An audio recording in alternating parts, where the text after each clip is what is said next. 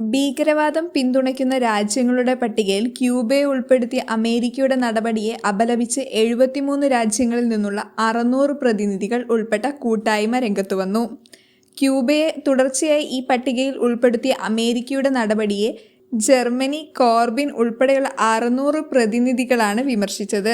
പ്രതിഷേധത്തിന്റെ ഭാഗമായി ഈ പ്രതിനിധികളുടെ സംഘമായ പോസിറ്റീവ് ഇന്റർനാഷണൽ സംയുക്തമായി കത്ത് പ്രസിദ്ധീകരിക്കുകയും ചെയ്തു.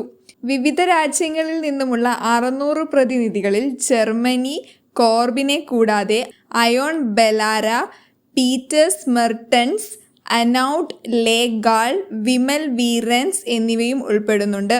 ക്യൂബയ്ക്കെതിരെയുള്ള നടപടി ക്രൂരമാണെന്നും അന്താരാഷ്ട്ര നിയമങ്ങളുടെ വ്യക്തമായ ലംഘനമാണെന്നും പ്രതിനിധികൾ ചൂണ്ടിക്കാണിച്ചു.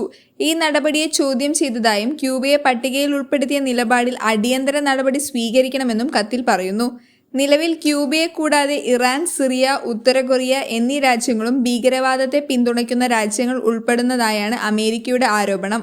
ഭീകരവാദത്തെ പിന്തുണയ്ക്കുന്നു എന്നിങ്ങനെ ക്യൂബയ്ക്കെതിരെ അമേരിക്ക ഉന്നയിക്കുന്ന ആരോപണങ്ങൾക്കിടെ നടപടി സ്വീകരിക്കാൻ തങ്ങളുടെ രാജ്യങ്ങളിലെ പാർലമെന്റിൽ ആവശ്യപ്പെടുമെന്നും പ്രതിനിധികൾ വ്യക്തമാക്കി.